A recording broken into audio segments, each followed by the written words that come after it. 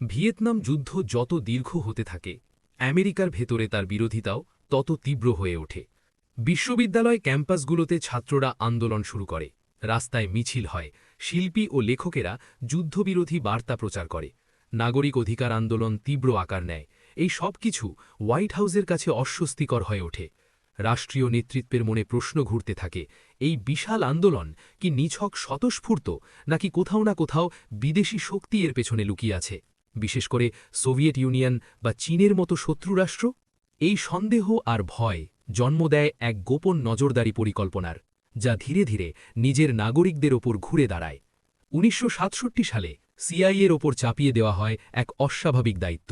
সংস্থার মূল কাজ ছিল বিদেশে গোয়েন্দাগিরি করা, কিন্তু এবার লক্ষ্য ঘুরে যায় দেশের ভেতরের দিকে। নির্দেশ আসে বিদেশি প্রভাব খুঁজে বের করতে হবে, যে কোনো মাধ্যমেই হোক। শুরু হয় এক বিশাল তথ্য সংগ্রহের অভিযান, যা খুব দ্রুতই সাধারণ আমেরিকান নাগরিকদের ওপর নজরদারিতে পরিণত হয়। ছাত্র সংগঠন, শান্তিবাদী গ্রুপ, নাগরিক অধিকার আন্দোলন, কৃষ্ণাঙ্গ অধিকার সংগঠন সবাই এই নজরদারির আওতায় আসে। সিআইএর কাউন্টার ইন্টেলিজেন্স প্রধান জেমস জিসাস অ্যাঙ্গেলটন ছিলেন সন্দেহপ্রবণ, বিশ্বাস করতেন শত্রু সর্বত্র। তার চোখে প্রকৃত বিপদ ছিল ভেতরের, বাইরের নয়। এই দৃষ্টিকোণ থেকে তৈরি হয় বিশাল তথ্য ভাণ্ডার। ছাত্রনেতা, লেখক, শিল্পী, সাংবাদিক যারা রাষ্ট্রের নীতির বিরুদ্ধে প্রশ্ন তুলেছে, তাদের জীবনের প্রতিটি দিক নথিভুক্ত করা হয়। কোথায় যাচ্ছিল, কার সঙ্গে দেখা হচ্ছিল, কে বন্ধু ছিল, কে কোন মতাদর্শে বিশ্বাস করে, সব তথ্য সিস্টেম্যাটিক্যালি সংগ্রহ করা হয়। প্রায় ৭,২০০ জন নাগরিকের ফাইল তৈরি করা হয়, আর প্রায় ৩ লাখের বেশি নাম কোনো না কোনোভাবে ডেটাবেসে যুক্ত হয়। সিআইএ শুধু তথ্য সংগ্রহেই সীমাবদ্ধ ছিল না, তারা বিভিন্ন আন্দোলনকারী গ্রুপে এজেন্ট ঢুকিয়ে দেয়। কোথাও কোথাও স্থানীয় পুলিশের সঙ্গে তথ্য ভাগাভাগি করে। কখনো আন্দোলনকারীদের মধ্যে বিভাজন সৃষ্টি করা হয়। কে নেতা, কে অনুসারী, কে বিপজ্জনক, এই শ্রেণীবিন্যাসী হয়ে ওঠে কার্যক্রমের মূল কৌশল। লক্ষ্য ছিল কেবল বিদেশি প্রভাব খুঁজে বের করা নয়, বরং নিয়ন্ত্রণের হাত বাড়িয়ে দেওয়া। সবচেয়ে বিতর্কিত ছিল মেইল ওপেনিং প্রোগ্রাম।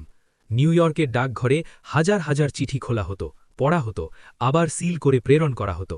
প্রেরক বা প্রাপক কেউই জানত না যে তাদের ব্যক্তিগত চিঠি রাষ্ট্রীয় নজরদারির অংশ। অনেক চিঠিই ছিল সম্পূর্ণ সাধারণ নাগরিকের, যাদের কোনো অপরাধ বা সহিংসতার সঙ্গে সম্পর্ক ছিল না। তবু তাদের জীবনকে গোপনে পর্যবেক্ষণ করা হচ্ছিল, যেন রাষ্ট্র সর্বদা নজর রাখছে। এটি ছিল নীরব কিন্তু গভীর এক ধরনের শক্তির প্রদর্শন। ১৯৬৮ সাল আরও ভয়াবহ হয়ে ওঠে। মার্টিন লুথার কিং জুনিয়র ও রবার্ট এফ কেনেডির হত্যাকাণ্ড, শিকাগো ডেমোক্র্যাটিক ন্যাশনাল কনভেনশনের দাঙ্গা এবং ১৯৭০ সালে কেন্ট স্টেট বিশ্ববিদ্যালয়ে ছাত্রদের ওপর গুলি, এই সব ঘটনা রাষ্ট্র ও নাগরিকের মধ্যে বিশ্বাসকে ক্রমশ ভেঙে দেয়। অপারেশন ক্যাওস সেই ভাঙনকে আরও গভীর করে।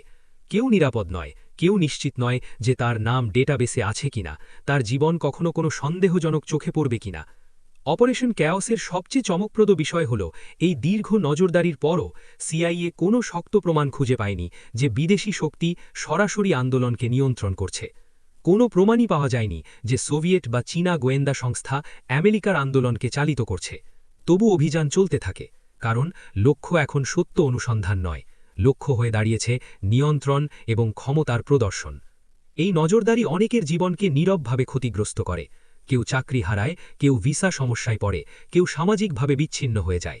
অভিযোগ ছিল না, বিচার ছিল না, শুধু একটি অদৃশ্য তালিকা, যেখানে নাম উঠে গেলে তার ফল ভোগ করতে হতো নিঃশব্দে। কেউ জানত না কেন তার জীবন বদলে গেছে, কেন তার কাজ, বন্ধুত্ব, এমনকি রাজনৈতিক মতামতই সন্দেহের চোখে দেখা হচ্ছে।